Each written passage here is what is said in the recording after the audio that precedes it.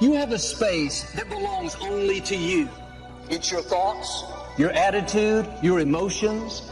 It's who you spend time with, what you watch and listen to. That's your atmosphere. That's what you have control over.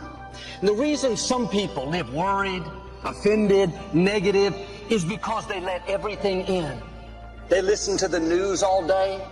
They dwell on the medical report. They go to lunch with people that are critical. Somebody cuts them off in traffic. That sours the rest of the morning. The problem is they're not ruling their atmosphere.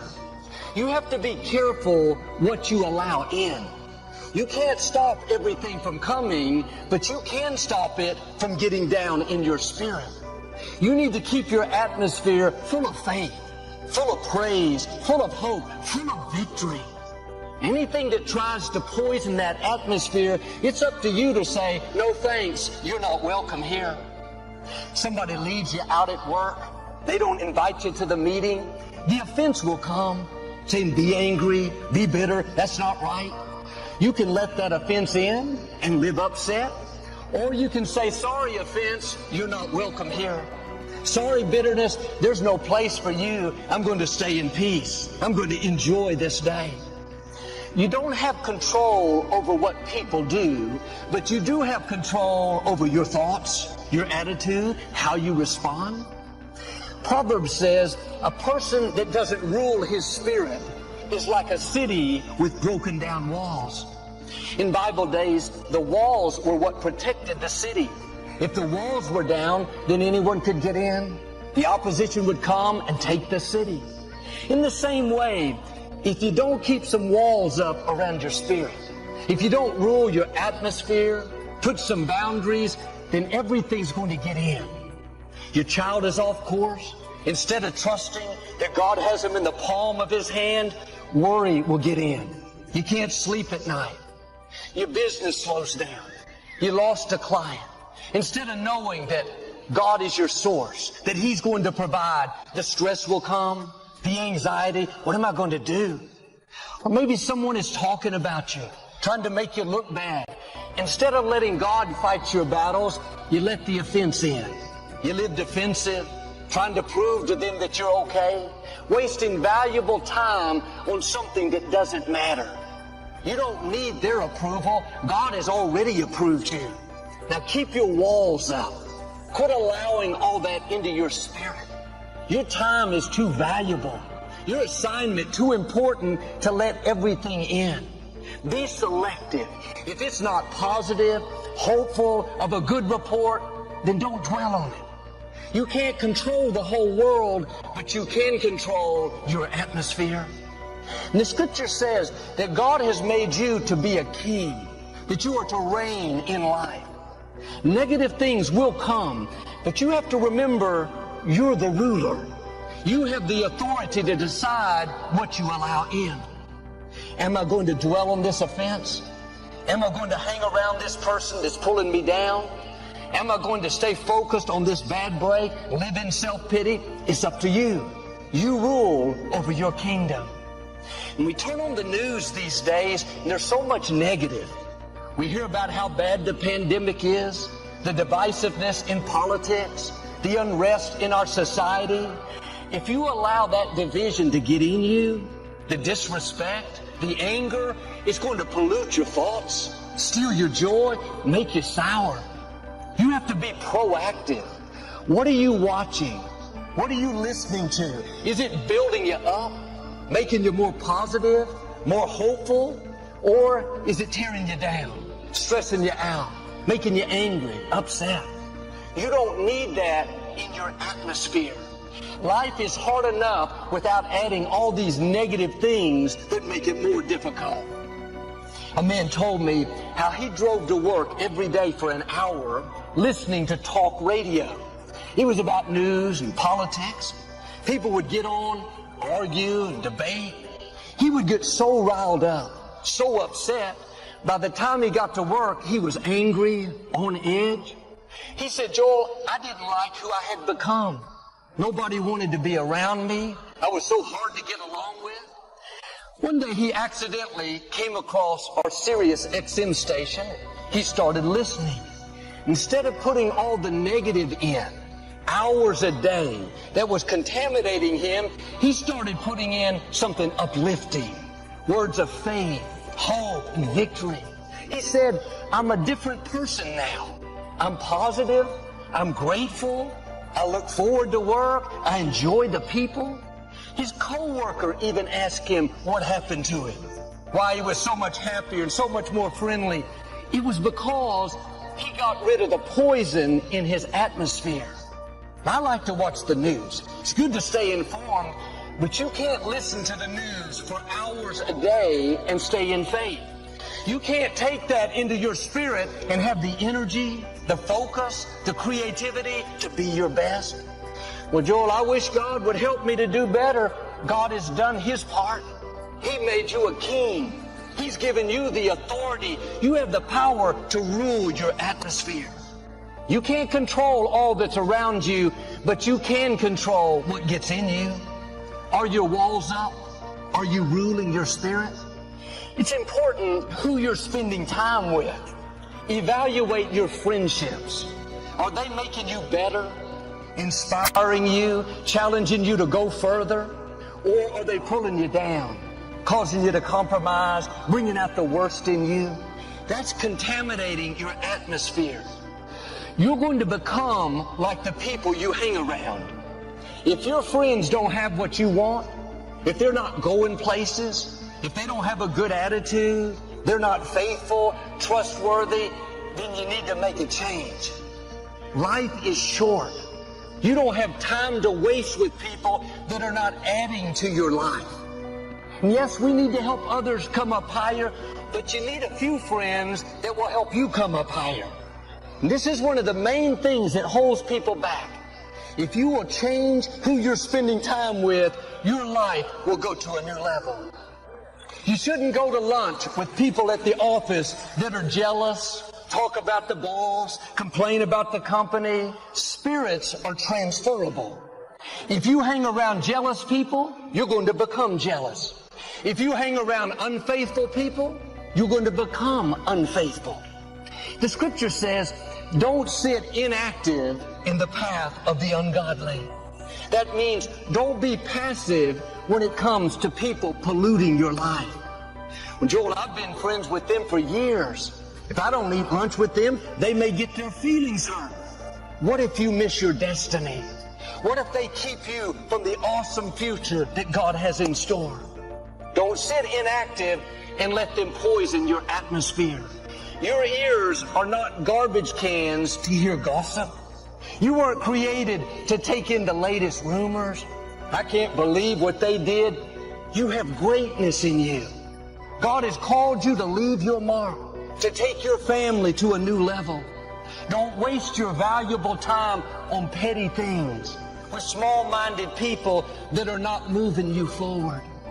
The less time you spend with some people, the better off you're going to be. Some people are dream stealers. They'll tell you all the reasons you can't accomplish your goals, why you can't get well, how you'll never break the addiction. You don't need that poison in your atmosphere. Don't sit inactive with people that don't believe in you, people that don't come into agreement with your dream. If you'll do your part, control what you can control. Rule your atmosphere, your thoughts, your attitudes, then God will do his part. He'll make things happen that you couldn't make happen. There's a restaurant chain that has a motto that says, rule the day. They encourage you to eat the right foods and take the right vitamins so you can have a healthy day. I like that phrase, rule the day. When you get up in the morning, make the decision, I'm going to rule my thoughts today. Not just going to think whatever comes to mind. I'm going to think on purpose, thoughts that are positive, hopeful, encouraging. I'm going to rule who I spend time with today. Not just anyone. I'm going to be selective. I'm going to associate with eagles. I'm going to rule my attitude today. I'm going to see the best. I'm going to be grateful. I'm going to stay in peace. And I'm going to rule my emotions today. I'm going to forgive the wrongs. I'm going to overlook insults. I'm going to give people the benefit of the doubt. It's important to make this decision ahead of time, before you leave the house, that nothing that happens is going to upset you. You're going to stay in peace. Then when difficulties come, traffic is bad, your boss is rude, your child has a problem, you've already decided you're going to rule the day. You have your walls up. You're not going to live upset. And we should go out each day expecting the best, but knowing that everything may not be perfect. There may be delays, interruptions, people that are hard to deal with. Don't let that ruin the day, rule the day. Keep the negative out of your atmosphere. God is directing your steps. Whatever happens is not a surprise to Him. He's given you the power to remain calm in times of adversity. It doesn't say the power to avoid adversity, to not have challenges, to have a perfect day. The fact is, every day can be a good day if you rule your atmosphere. David had a good day while Saul was chasing him. I had a good day at the beach when that company filed a lawsuit. Quit waiting for all the circumstances to be perfect. You can have a good day in the middle of a pandemic. You can have a good day even though you have challenges at work, even though you're dealing with an illness, even though some people don't like you. Stay calm, stay in faith, and rule the day. Make the decision like David. This is the day the Lord has made. I'm going to live it in faith. I'm going to be happy today. I'm going to be good to others. I'm going to make the most of this day. I called to order a pizza one night. I had done this for many years. The first thing they always ask for is your phone number. A young lady answered the phone. I said very politely, hello, and I started to give her my number. You would have thought I had just committed a major crime. She practically screamed in my ear, sir, I am not ready for your phone number. When I want your phone number, I will ask for your phone number.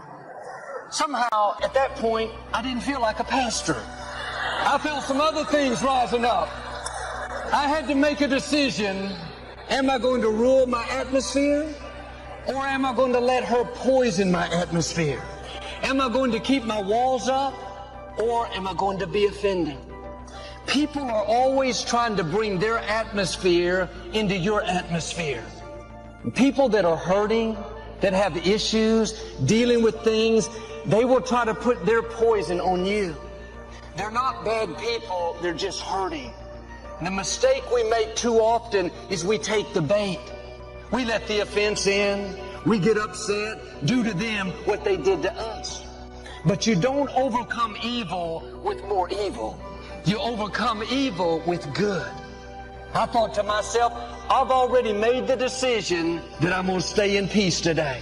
I'm not going to get upset. I'm going to rule this day.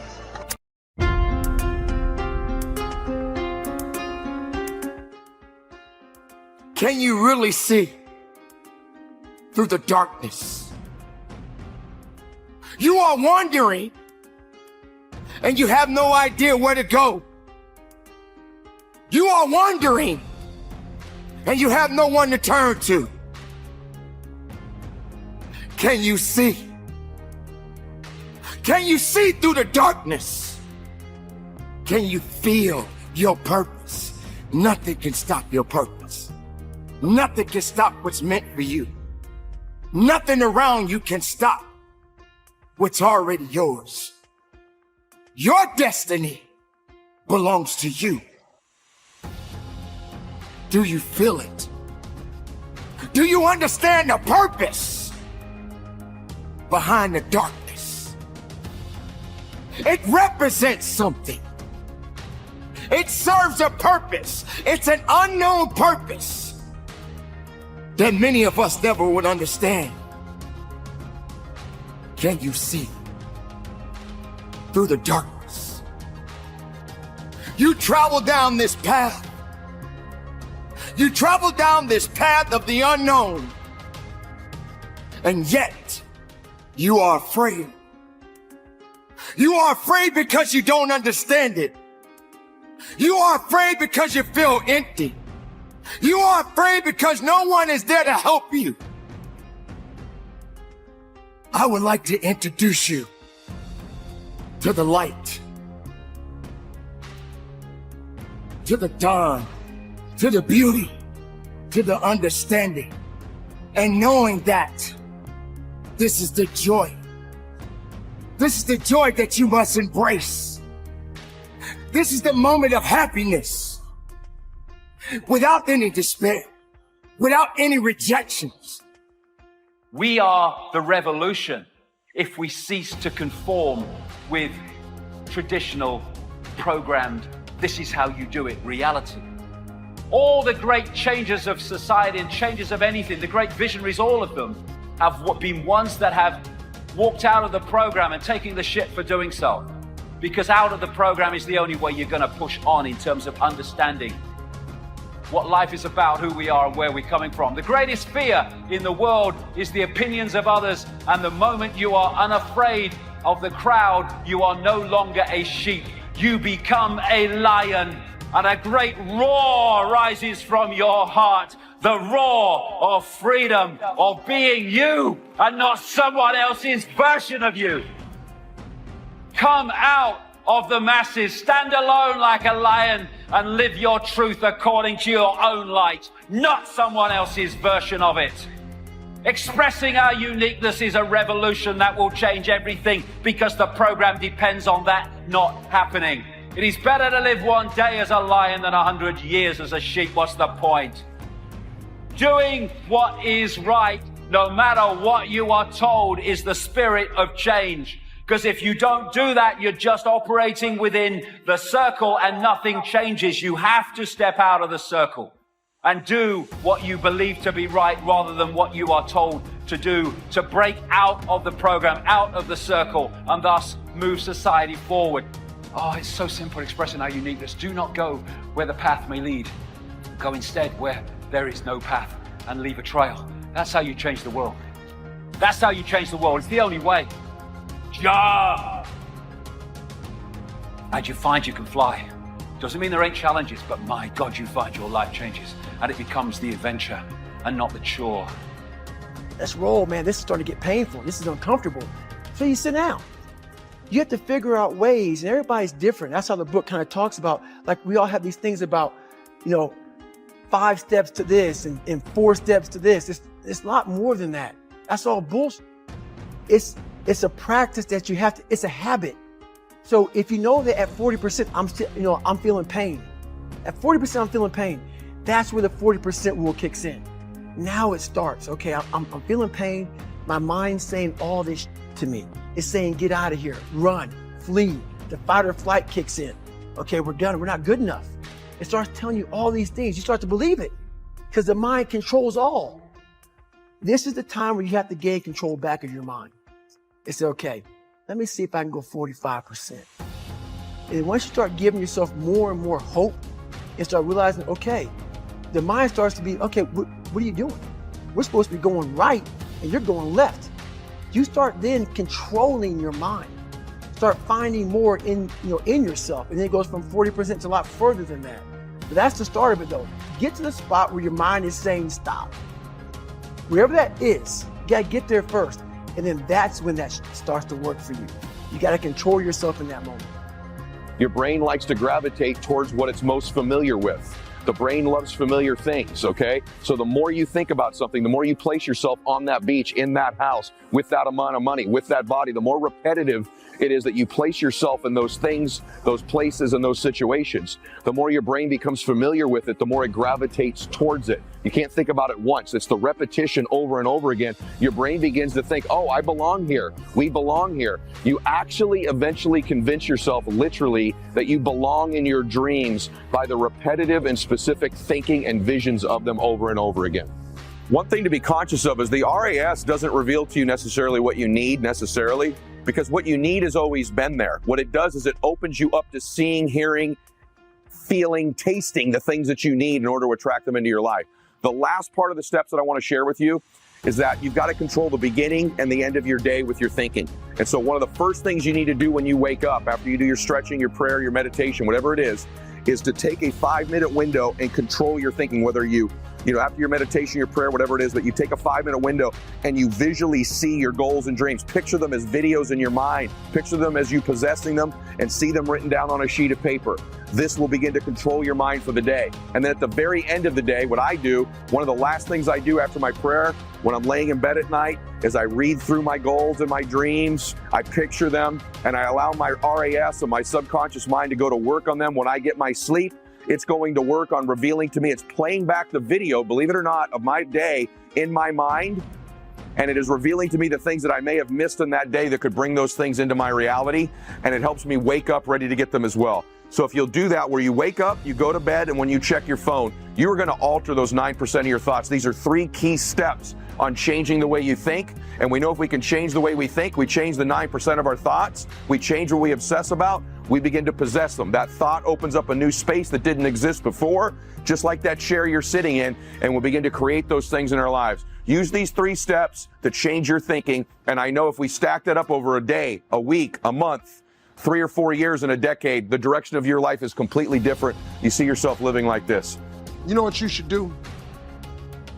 Every time you get a chance to experience first class, you should do it, because it plants a seed.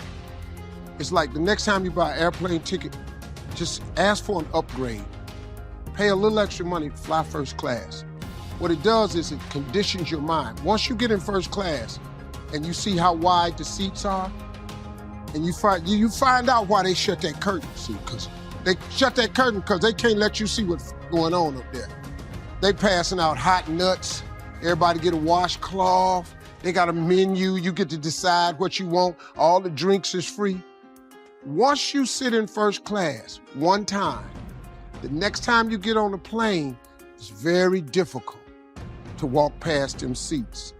And then your mind starts thinking of ways to get back to first class. And guess what? That's what you start attracting to your life. And you start behaving and producing stuff to get you back into first class. And next thing you know, you attract the thing you need to produce the outcome that you want. Life is all about the law of attraction. That's how you do it.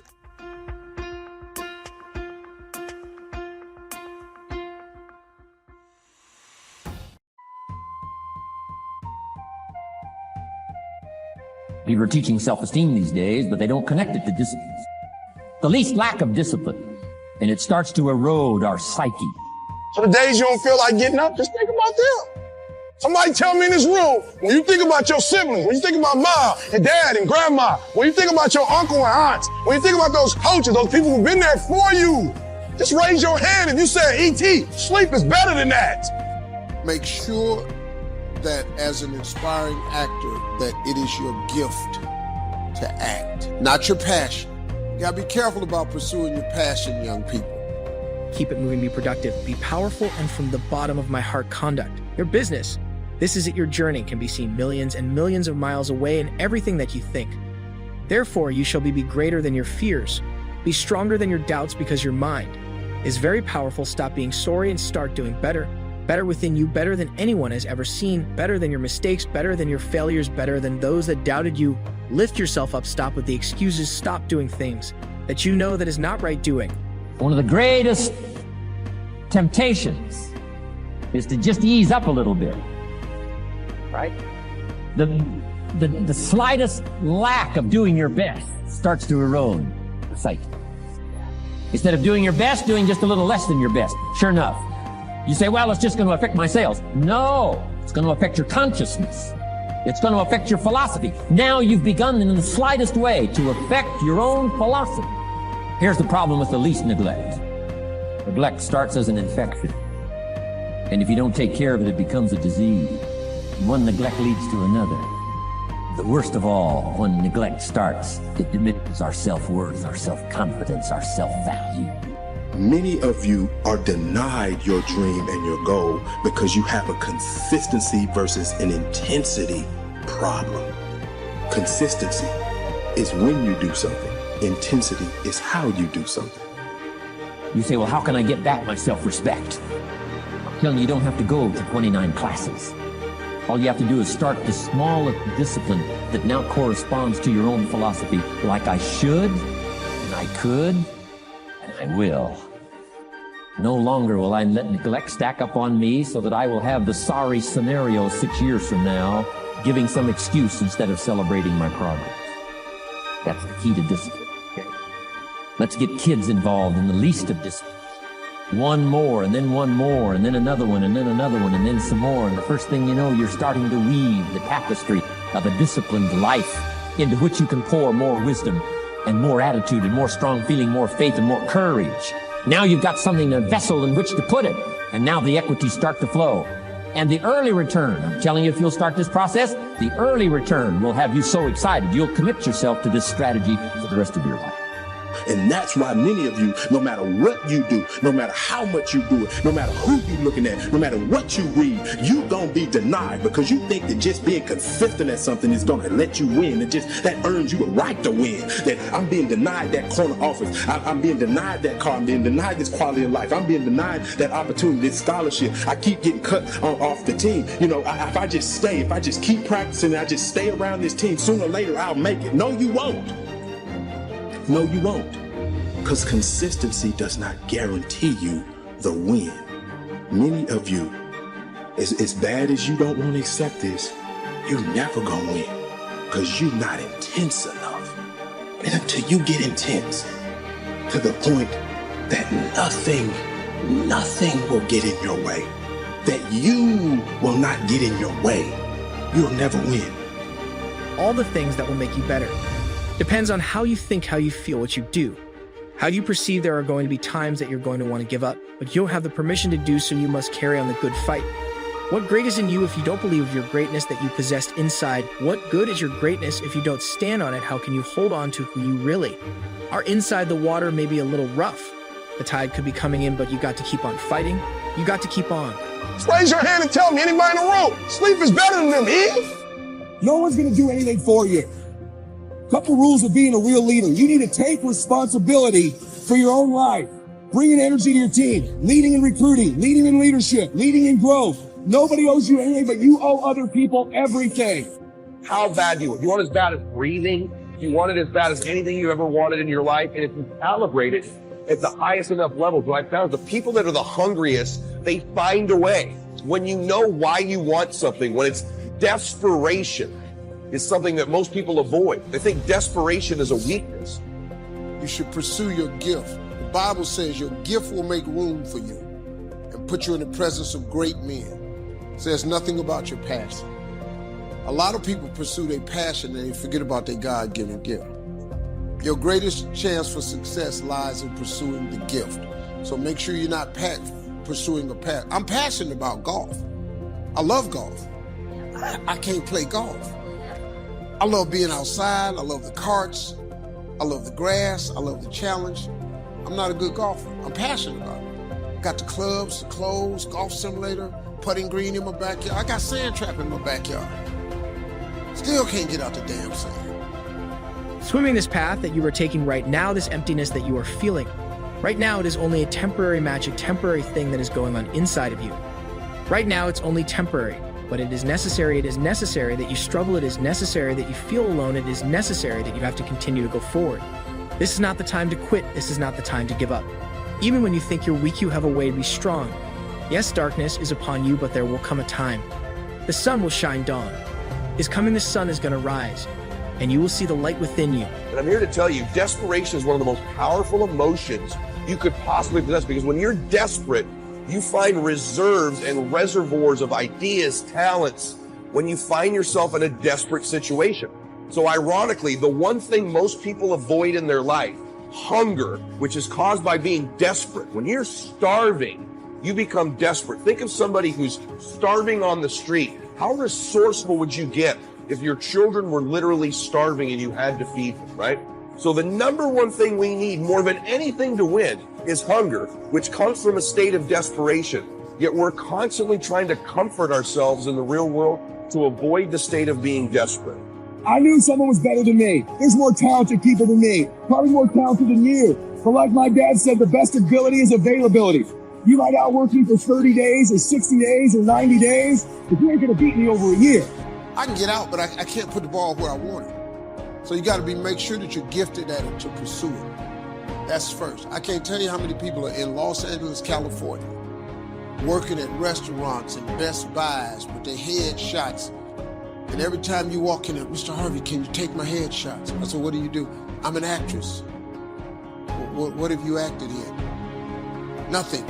I'm an aspiring actress. If you haven't acted in anything, then you're not an actress. You should go on some of these calls looking for tall, beautiful women, and you walk in the casting room and oh my God. Oh my God. The most stunning women you've ever seen. Can't remember a line. So be careful. It's doable, but you have to make sure that it's your gift. Nothing can stop this because that light has already been there, that light is embedded in you, that light exists in you. The time has come for you to succeed, for you to stand tall, for you to understand that you've got a mission and your mission is not done yet. Every day is not going to be a good day, but every day is a blessed day. Because you are above the ground, you are walking tall, there is no time for sorrow. Because misery has no place in your life. The mind is a powerful weapon because no matter what's happening, your mind does matter, and if you put the wrong things inside of your mind,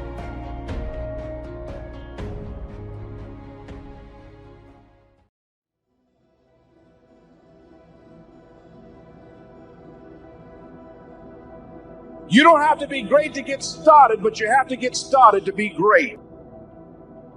There's nothing that comes out of quitting besides knowing that you didn't finish. We finish everything. You start it, finish it. When I pick it up and say I'm gonna start it, I gotta finish it. It all don't work. It all ain't the best. It all ain't knocked out the park.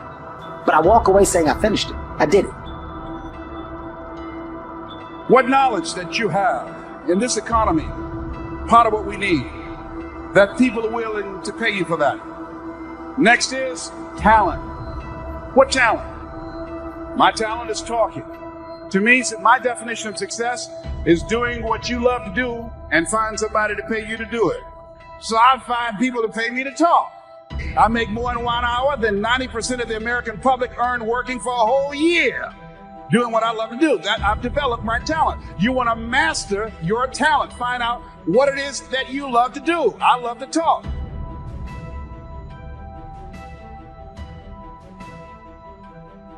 How often do we procrastinate? How often do we say stuff like, yeah, I really should do that. I don't know. I guess I'm just lazy. We have a problem with too many choices, too many options, and not following through on any of them.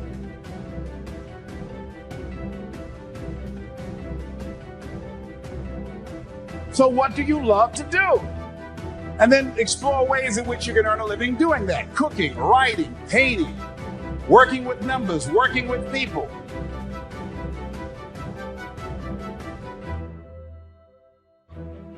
The other thing is, not only must you have knowledge, talent, some skill, but the other thing that's important, faith to act on whatever your dream is. So the faith to act on those dreams, those desires. Here's scripture that I like very much. Proverbs 16 chapter, 3rd verse. Commit thy works unto the Lord, and thy thoughts shall be established. Commit means to carry into action deliberately. Commit means to make it happen no matter what. See, when you make a commitment, I'm going to become wealthy. When you make it important, when you decide I'm going to do it no matter what, life changes for you. See, most people don't keep their commitments to their commitments. That's why they lead lives of poverty, lives of misery, lives of unhappiness.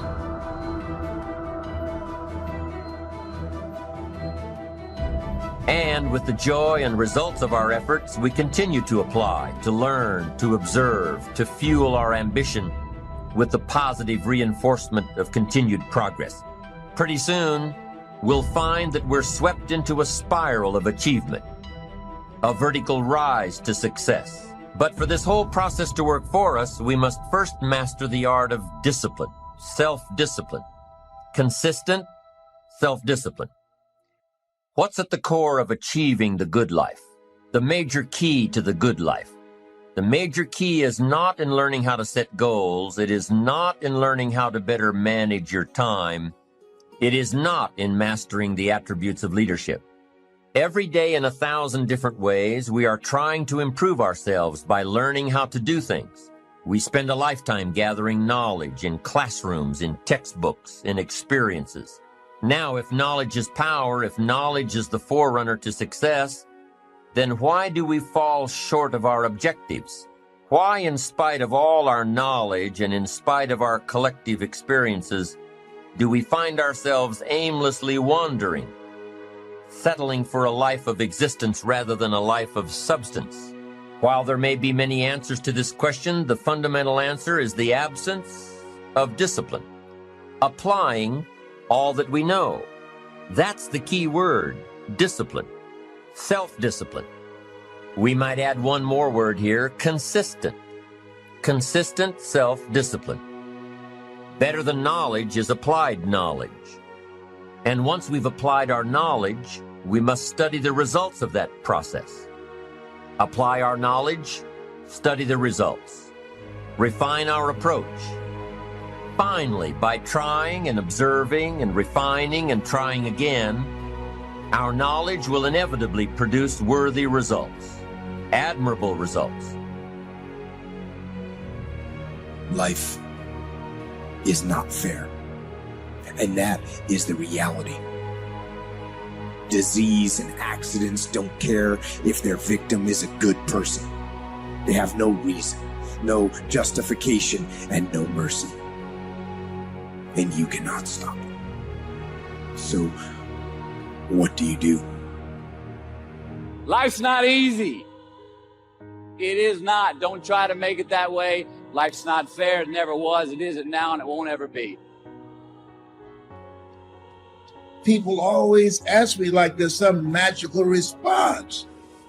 How did you go from just coming from Liberty City, selected one of the top 5 speakers in the world? I was willing to work. Most people aren't willing to do that because I was moving. I want you to write this down. Keep it moving. One of the things that you don't want to do is become comfortable with where you are when you know in your heart of hearts you can have more and you can do more, and there's a life for you beyond survival. And I just felt that I could do more. Keep going because there's people that don't want to see you succeed. Keep going because you want to prove those people wrong. You want to knock the naysayers down. You want to make them your footstool. I'm telling you to keep going when you face opposition. I'm telling you to keep going when you face adversity.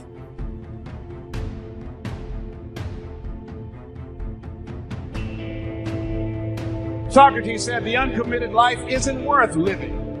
So part of what you must do, whatever commitment and whatever covenant you make with God while you're here, to go back to be a better father, to go back to make a difference in the community, to go back to change your life, to decide not to ever to use drugs or alcohol again, to decide that you're going to begin to recreate yourself, that you're going to be reborn to a new state of consciousness. Whatever commitment that you make, keep your commitment to your commitment. No matter what. If it's hard, then do it hard. Or keep your commitment to your commitment. First step is you got to live your calling. You got to decide what is it you love. Second thing is you got to work on yourself. Write this down under work on yourself. You don't get in life what you want, you get in life what you are. You have a job, you're generating $1,200 a year or $2,000 or $500,000, whatever you earn, whatever you're producing in your life is a reflection of you. I can look at what you're producing and I can tell you a lot about who you are. See, when you leave here, you've got to make a commitment to be more fruitful, to be more productive, to make greater impact. So what will allow you to do that? You got to spend time working on yourself.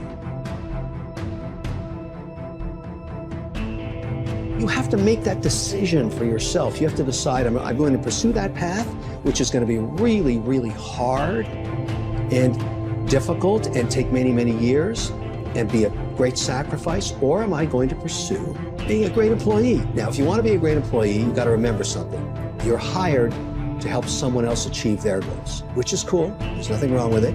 But if you don't understand that, you are not going to be a good employee. So you have a boss and they say, here's our goal for the quarter. You're going to help me get there. You work like hell to make sure that they achieve that goal. You're part of that team. That's very important. And then you keep moving up the ladder. And the great thing about that is if you're a good employee, you can also do very well. It's not the same as being an entrepreneur. You're never going to probably make as much money as you could have had you started the company, is my point. But you'll get the Saturdays off, the Sundays, hang out, go to the soccer games with the kids, have a more balanced life. There is no balance in entrepreneurship. You've got to die as you are now.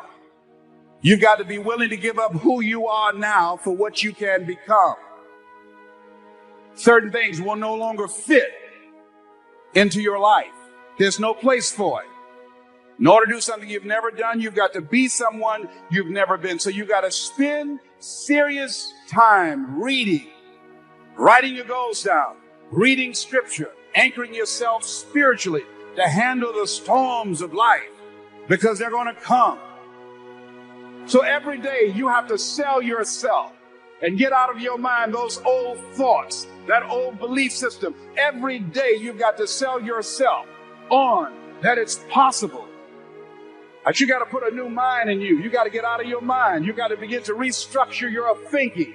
Every day you got to begin to recondition your mind. See, let me share something with you. The easiest thing I've ever done was to earn $1 million. The most difficult thing I've ever done was to believe it could happen to me. That was the most difficult part, to believe.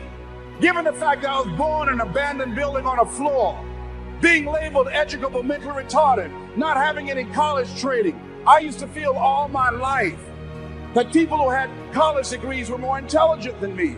I remember going to see the late Dr. Norman Vincent Peale, the author of the book, The Power of Positive Thinking. And I used to look at him up on stage and I said, I could do that. I would love to talk to people. I'd love to talk to people. And I said, I could do that. But then when I started going back to my car, my mental conditioning activated itself. And it said, Les Brown, you can't do that. You don't have a college education. Les Brown, you can't do that. You don't have the training. You've never worked for a major corporation. You can't do that. What makes you think you can earn $5, $10, $15, $20,000 in an hour? You don't earn that now working for 2 or 3 months. What makes you think that you can speak for AT&T, Procter & Gamble, McDonald's Corporation, General Electric? These are clients I have now. You've never even worked for them. How many of you ever thought about something you wanted to do and you talk yourself out of it? Raise your hand if you know what I'm talking about. That inner conversation is what's going to haunt you. After standing here and saying, I can do all things through Christ who strengthens me. After saying that again and again, we are more than conquerors. That inner conversation will cause you, when you leave here, to go back leading a life of mediocrity, leading a life of unproductivity, leading a life of poverty. See, we live in a world where we believe that bad things are supposed to happen to us. I remember at a point in my life, Bishop, when things are going good for me, and I said, this is too good to be true. Something is bound to happen. Guess what? It did. Watch your words. Watch what you say about yourself, about your affairs. Be conscious of that on a daily basis. Why? Because your words are powerful. In the beginning was the word. Life and death is in the tongue. Watch what you say. Never say I'm broke. Say I'm overcoming a cash flow problem. It takes consistent self-discipline to master the art of setting goals, to master the art of time management, to master the art of leadership, to master the art of parenting and relationships. If we don't make consistent self-discipline part of our daily lives, the results we seek will be sporadic and elusive. It takes a consistent effort to truly manage our valuable time, or we'll be consistently frustrated. It takes discipline to conquer the nagging voices in our minds, the fear of failure, the fear of success, the fear of poverty, the fear of a broken heart. It takes discipline to keep trying when that nagging voice within us brings up the possibility of failure. It takes discipline to admit our errors and recognize our limitations. The voice of the human ego speaks to all of us. Sometimes the voice of ego says that we should magnify our value beyond our results. It leads us to exaggerate, to not be totally honest. It takes discipline to be totally honest, both with ourselves and with others. Be certain of one thing: every exaggeration of the truth, once detected by others, destroys our credibility and makes all that we say and do suspect. As soon as a business colleague figures out that we tend to exaggerate, guess what? They'll always think we exaggerate, and they'll never quite hold us in the same regard again. Never. It takes discipline to change a habit, because habits are formed a little bit each day, every day, every day. Once habits are formed, they act like a giant cable. They act like a nearly unbreakable instinct that only long-term disciplined activity can change. We must unweave every strand of the cable of habits slowly and methodically until the cable that once held us in bondage becomes nothing more than scattered strands of wire.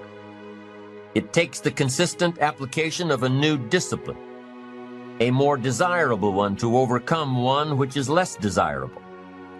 It takes discipline to plan. It takes discipline to execute our plan. It takes discipline to look with full objectivity at the results of our applied plan. And it takes discipline to change either our plan or our method of executing that plan if the results are poor. It takes discipline to be firm when the world throws opinions at our feet. It takes discipline to ponder the value of someone else's opinion when our pride and our arrogance leads us to believe that we are the only ones with the answers. Now, if discipline is the key word, and if discipline is the key action, then what exactly is discipline? One good answer might be that discipline is a constant human awareness of the need for action and a conscious act by us to implement that action. If our awareness and our implementations occur at the same time, then we begin a valued sequence of disciplined activity. Now, here's the other side of discipline. If there's considerable time that passes between the moment of awareness and the time of our implementation, then that is called procrastination. Doing it tomorrow instead of today. Procrastination, an almost exact opposite of discipline. The voice within us says, get it done. Discipline then says, do it now. Do it to the best of your ability, today, tomorrow, and always, until finally the worthy deed becomes instinctive. Procrastination says later, tomorrow, whenever I get a chance. In every circumstance we face, we are constantly presented with these two choices. Do it now or do it later. Discipline and procrastination.